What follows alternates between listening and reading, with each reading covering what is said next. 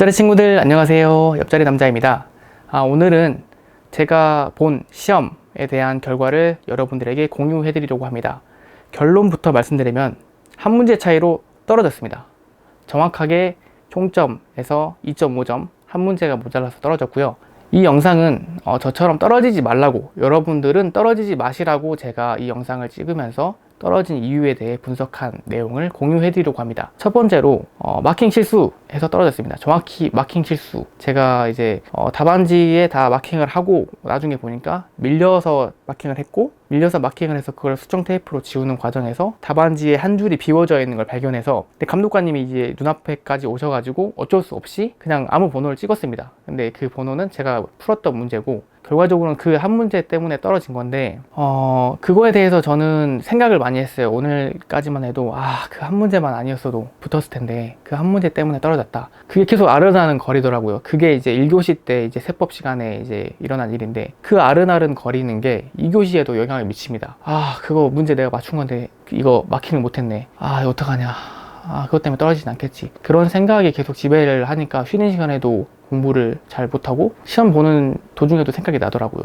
그건 이제 또 제 집중력의 문제이기도 하지만 그렇게 됐고, 두 번째 떨어진 이유를 제가 말씀드리면 방심이죠. 방심. 저는 3차생이고 1차를 붙은 경험이 있고 2차 공부하면서 1차 공부를 또 했었고, 제가 설마 1차를 떨어질 거라 이런 생각을 하지 않았습니다. 좀 건방지고 오만한 생각인데 1차를 설마 떨어지겠어? 라는 생각을 했었고, 세무사 1차 과목에서 이제 선택법이라는 게 존재하고, 그 선택법이라는 과목은 보통 80점, 7, 80, 90 이렇게 나와서 합격을 하는 과목인데, 저는 제가 2년 전에 합격했을 때보다 다른 과목은 다 올랐어요. 다른 과목은 다 올랐지만 그 선택법이 엄청 떨어졌습니다. 그 선택법이 엄청 떨어졌고, 그 선택법은 제가 자신이 있던 과목이었기 때문에 공부를 소홀히 했고, 책도 2016년 판 교재로 공부를 했어요.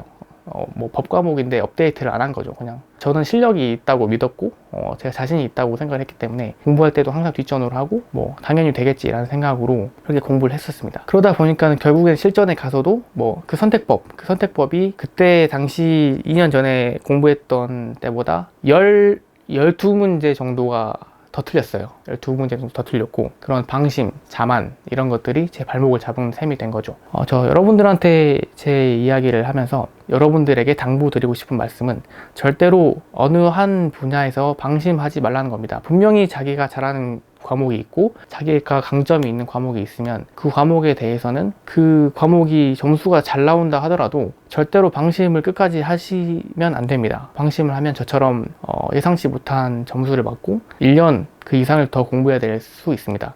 저 같은 경우는 이제 이번 시험에 떨어졌기 때문에 이제 15개월을 더 공부를 해야 됩니다. 2차 최종 합격까지. 그렇게 되면 제가 지금 방송을 시작한 게 11개월 밖에 되지 않았는데, 그 11개월보다 더 많은 시간을 써가지고 공부를 해야 되는 그런 상황입니다. 그렇게 되면 이 문제 하나하나가 얼마나 중요한 역할을 하는지 알 수 있죠. 그 문제 하나 때문에 저는 결국에는 발목을 잡혀서 15개월은 무조건 더 공부를 해야 될지도 모르고, 그때 또 떨어지면 또 공부를 해야 되는 상황이니까 최소 15개월에서 많으면은 27개월을 더 공부해야 되는 상황입니다. 일단 떨어지는 상황을 겪는다는 것은 굉장히 불쾌한 경험이죠. 그것도 이제 자기가 무조건 붙을 거라고 믿었던, 확신했던 그런 시험에서 떨어지게 되면 멘탈적으로 타격이 심각합니다. 그럼에도 불구하고 저는 공부 방송을 하고 있고 여러분들과 같이 공부를 할 거고, 1차 붙은 것과 동일하게 2차 공부를 계속해서 열심히 할 거고요. 제 여자친구인 회세빈 님도 이제 시험이 2달밖에 남지 않은 상황인데, 저 혼자 노는 거는 또 서로에게 피해가 갈 수 있는 상황이고, 안 그래도 제가 떨어졌기 때문에 지금 여자친구도 이제 약간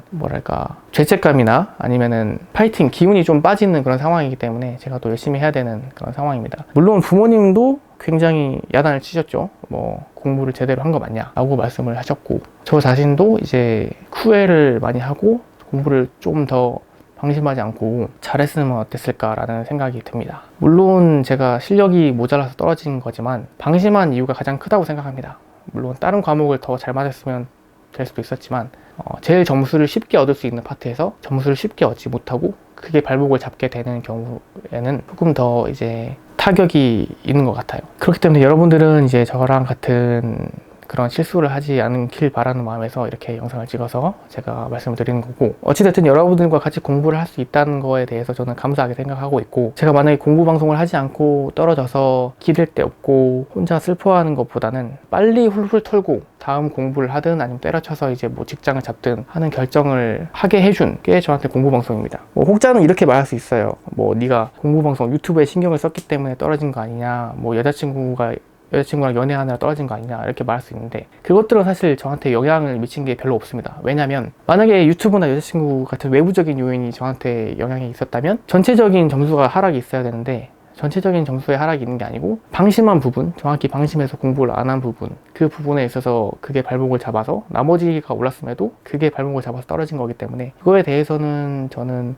그게 방해 요인은 아니라고 생각합니다. 뭐 어찌됐든 저는 이제 앞으로 공부를 조금 더 시간적 여유를 갖고, 마음의 여유를 갖고, 조금 더 꼼꼼하고 조금 더 집중해서 조금 더 반복해서 공부를 할 수 있게 됐고요. 그리고 이제 운동도 꾸준히 해가면서 체력적인 부분도 많이 길러서 공부를 더 앞으로 더 열심히 할 수 있는 그런 상태를 만들도록 하겠습니다. 오늘따라 좀 피곤해 보이지 않나요? 너무 긴장이 많이 됐습니다. 사실은 저는 떨어질 거라는 생각을 안 했기 때문에 이게 이제 떨어진 게 더 충격으로 다가왔고, 뭐 어찌됐든 저는 지금 이 상태에서는 앞으로 더 열심히 할 생각을 가지고 있고, 앞으로 어떻게 더 공부를 해야 될지에 대한 생각을 조금 더 할 수 있는 그런 계기가 된 것 같습니다. 여러분들은 제발 떨어지지 마시고, 마지막 한 문제 때문에 떨어지는 경우가 상당히 많다고 생각합니다. 그 마지막 한 문제 때문에 떨어지는 경우, 그 마지막 한 문제는 간절함의 차이라고 생각합니다. 저 같은 경우는 간절함이 조금 부족했던 것 같고 자만했던 것 같고, 네, 그렇습니다. 그러면 또 같이 여러분들은 떨어지지 않길 바라면서 저를 보고 좀 자극을 받으시길 바라겠습니다. 공부 자극, 나는 떨어지면 안 되겠다,